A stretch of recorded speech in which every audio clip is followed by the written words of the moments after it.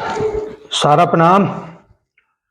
सहारा India परिवार के मेरे प्यारे कर्तव्योगी साथियों और सहारा से जुड़े समस्त सम्मानित जमाकर्ताओं का एक छोटे से अंतराल के बाद स्वागत है, अभिनंदन है। दोस्तों, मुझे पता है कि वर्तमान की परिस्थितियों में आपका मन विचलित है और निश्चित रूप से आप बुरे ख्यालों से घिरे हुए हैं। आपका दिल किसी काम में नहीं लग रहा है क्योंकि जिस खबर की आपको तलाश थी वो खबर आपको मनमाफिक नहीं मिल पाई।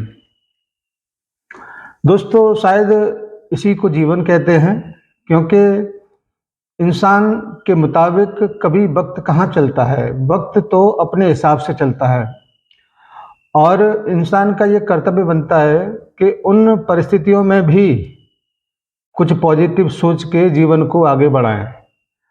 अगर हम इन सारी बातों को अपने ऊपर लागू करेंगे तो बहुत सारे समस्याओं से छुटकारा हमको मिल सकता है। दोस्तों, वैसे तो मैं कभी निराश नहीं होता हूँ। किसी भी परिस्थिति में संयम को बनाए रखने का एक ताकत मेरा हमेशा से रहा है और क्योंकि मैं भी एक इंसान हूँ,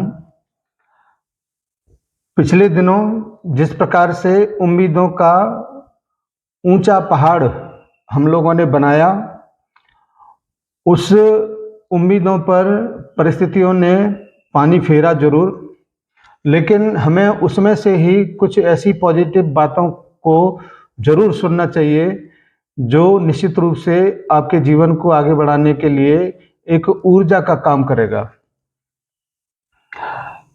मैंने कभी पढ़ा था या आपने भी देखा होगा, जब श्री राम जी का राज्याभिषेक की तैयारी अयोध्या में चल रहा था, पूरा नगर, पूरा राज्य उत्सव मना रहा था, मगर सुबह अप्रत्याशित सूचना उनको मिलता है कि राम को 14 वर्ष का वनवास हो गया। हमको तो केवल 120 दिन का वनवास हुआ है। जो झटका, जो दुख उस समय वहाँ के निवासियों को हुआ होगा, ठीक वैसे ही लॉस, वैसे ही झटका, वैसे ही खबर ये सुनकर हमको भी बहुत बड़ा आघात पहुंचा था। लेकिन इंसान होने के नाते हमको आगे की तरफ देखना चाहिए। पीछे जो छूट गया उसको हम लोग वापस नहीं ला सकते, इसीलिए उसमें से भी मैंने कुछ पॉजिटिव चीज़ों को तलाशा है और निश्चित रूप से आप उससे इत्तेफाक रखेंगे, क्योंकि जो तथ्य, आंकड़े, जो बातें मैं आपको बताने जा रहा हूँ वो बिल्कुल परिस्थितियों पर सूट करती हैं। वैसे भी मैं बिना तथ्य आंकड़ों के बात नहीं करता। जैसे अभी 22 तारीख को शाम के टाइम पर जब मैंने वीडियो अपडेट किया था तो बाकायदा पूरी तरह से सोच समझकर और सारे तथ्य आंकड़ों को देखकर ही वो मैंने सूचना आपको दिया था।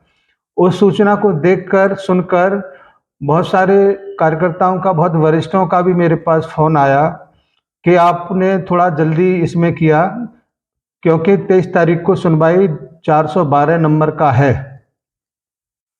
लेकिन वो ठीक नहीं कह रहे थे, क्योंकि वो भावनाओं के आधार पर कह रहे थे, जबकि मैं प्रपत्रों के आधार पर कह रहा था। सुप्रीम कोर्ट की साइट पर सुप्रीम कोर्ट का आदेश जब अपडेट हुआ, उसको गहन अध्ययन किया, उसके बाद में ही मैंने उस वीडियो को बनाया था। उन परिस्थितियों में जो वीडियो मैंने बनाया, थोड़ा सा हताशा, निराशा उसमें जरूर झलका होगा। उसको देखकर मुझे जानने वाले कई जोनल चीफ महोदय के द्वारा इस बात को मेरे से बातचीत करने के बाद कहा कि आप थोड़ा सा निराश उसमें दिखे थे, कृपया ऐसा न करें, क्योंकि आपको देखकर बहुत सारे कार्यकर्ता साथी ऊर्जा प्राप्त करते हैं। किसी भी परिस्थिति में आपको पॉजिटिव ही रहना है। ठीक कहा था उन्होंने, क्योंकि वो मेरे नेचर को जानते हैं। मैं किसी भी परिस्थिति में हताश निराश नहीं होता हूँ। हर परिस्थिति से पॉजिटिव निकाल कर आपके सामने प्रस्तुत करने का कोशिश करता हूँ। आज मैं आपको वही पॉजिटिव खींच कर उसमें से लाया हूँ, सूचना में से, और मुझे उम्मीद है कि ये जरूर आपको राहत प्रदान करेगा। आपको थोड़ा मैं पीछे लेके चलता हूँ। रंजन गोगोई जी ने अपने रिटायरमेंट से पूर्व हिंदुस्तान के एक बहुत बड़े विवाद का पटाक्षेप किया था, अयोध्या राम मंदिर के बारे में। और निश्चित रूप से रिटायरमेंट से पहले वो डिसीजन दे के अपने आप को इतिहास में नाम दर्ज करा दिए थे। ठीक वैसे ही आपका 3, 4, 5 सितंबर का डेट है, और ठीक एक महीने के बाद CJI यानी कि चीफ जस्टिस महोदय का रिटायरमेंट है। मुझे पक्का यकीन है कि वो इतिहास में अपना नाम दर्ज करेंगे, क्योंकि कॉरपोरेट घराने का एक बहुत बड़ा कलंक, बहुत बड़ा विवाद, जिसको सुलझाने का साहस पिछले 12 सालों में तमाम चीफ जस्टिस महोदय आए, लेकिन किसी ने नहीं किया। मगर मुझे पूरा उम्मीद है कि ये जो वर्तमान में चीफ जस्टिस महोदय हैं चंद्रचूड़ जी, वो जरूर इस घटनाक्रम को और विवाद को विराम देंगे। क्यों? इसका आधार मैं आपको बताना चाहूँगा। 9 जनवरी की बात है शायद, जिसमें उन्होंने आदेश दिए थे कि हम 17, 18, 19 अप्रैल को सुनवाई करेंगे, और वो सुनवाई अंतिम सुनवाई होगी, फैसले की सुनवाई होगी। ठीक उसी पैटर्न पर ये सुनवाई की डेट पड़ा है 3, 4, 5 सितंबर, और ये दावे के साथ मैं कहूँगा कि शायद हमारे दुखों के अंत की अंतिम तारीख होगी। और इसके पीछे के कारण मैं आपको बताना चाहूँगा, क्योंकि हमारा सुनवाई पिछले जितना भी हुआ है, सारा से भी मुख्य विवाद में सभी में चीफ जस्टिस महोदय रहे हैं। लेकिन पहली बार ऐसा हुआ था जिसमें चीफ जस्टिस नहीं थे और बेंच का गठन हुआ था। लेकिन अब उसको दोबारा से रिवाइज किया गया है, और इसमें अब चीफ जस्टिस महोदय अपनी भूमिका, अहम भूमिका को निभाएंगे, और निश्चित रूप से आपके दुख दर्द का अंत करेंगे। साथियों, क्या कहें, हमारा मुश्किल भरा ये सफ़र दर्दनाक रहा है, लेकिन फिर भी हमको आगे की तरफ देखना है। किसी भी प्रकार से अगर आप इस बात को सोचें कि अगर हम नेगेटिव सोच के, गालियां दे के, तमाम लोगों को आरोपित करके अगर इस समाधान को कर सकें, तो निश्चित रूप से आप गलत हैं। क्योंकि होगा वही जो माननीय सुप्रीम कोर्ट ने तय किया है, और निश्चित रूप से ये तारीख जो दिया गया है वो बहुत अहम भूमिका आपके तमाम घटनाक्रमों पर पूर्ण विराम लगाने का होगा। इसलिए किसी भी साथी को हिम्मत नहीं हारना चाहिए। मैं हमेशा से इस बात को कहता हूँ, जिंदा हैं तो हिम्मत की वजह से, अगर हिम्मत नहीं होगी तो मुर्दे में और जीवित में कोई फर्क नहीं होगा। इसलिए हिम्मत को बनाए रखें, अपने आप को संभालें, और उससे बढ़कर अपने साथियों का दामन कस के थामे रहें। क्योंकि आपको जिस तरीके से किसी वरिष्ठ की ज़रूरत है, मेरे वीडियो की ज़रूरत पड़ती है, ठीक उसी तरीके से आपके जूनियर को भी आपकी सख्त ज़रूरत है। हमारे जितने भी साथी इस आघात से परेशान हैं, इसीलिए मुझे ये वीडियो बनाना पड़ रहा है, क्योंकि अभी 23 तारीख को जो सुनवाई पिनक पानी मोहंती जी के केस में हुआ होगा, उसका कोई भी आदेश अभी सुप्रीम कोर्ट की साइट पर प्रदर्शित नहीं हो रहा है।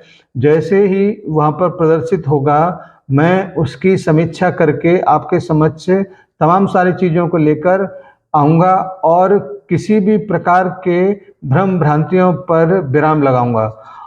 मेरा आपसे आग्रह है कि तमाम लोगों की जो वीडियो आप लोग देख रहे हैं वर्तमान में, उनको न देखें, क्योंकि उनमें ऐसी बातें लोग कह रहे हैं जिससे आप निश्चित रूप से फ्रस्ट्रेशन में आएंगे और आपका बीपी शुगर लेवल बढ़ेगा। मुझे आपसे ये भी कहना है कि हम और आप जिन परिस्थितियों से गुजरे हैं, वो परिस्थितियाँ किसी आम जन के लिए शायद एक रेगुलर हो सकती है, मगर हमारे लिए नहीं। हम तो जीवन और मरण के एक दोराहे पे खड़े हैं और निश्चित रूप से उसको रास्ता दिखाने का काम माने सुप्रीम कोर्ट जरूर करेगा। इसलिए हम और आप हिम्मत को जुटाएं, साहस को जुटाएं और अपने संयम को जुटाएं और फिर से इंतज़ार थोड़ा सा करते हैं। और निश्चित रूप से अब ये इंतज़ार 120 दिन का जो भी बचा हुआ है, उसमें 14 साल के वनवास से हमको छुटकारा मिलेगा। इसीलिए चिंता न करें, आपके लिए हर पल हर क्षण यथार्थ उपस्थित है। जो भी सूचना होगी वो हम निश्चित रूप से आपके साथ अपडेट करेंगे और ऐसी पूरी संभावना व्यक्त किया जा रहा है कि सहारा से संबंधित जितने भी लोग हैं उनको खुशियां जरूर वापस होंगी, यानी कि हम लोग जरूर जीतेंगे। तो इंतजार करते हैं थोड़ा सा अपडेट आने के लिए। पुनः मैं आपके समक्ष उपस्थित होऊंगा। तब तक के लिए सभी साथियों को जोश भरा सादर सहारा प्रणाम।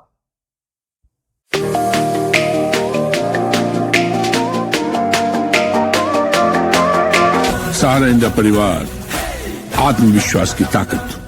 सहारा प्रणाम।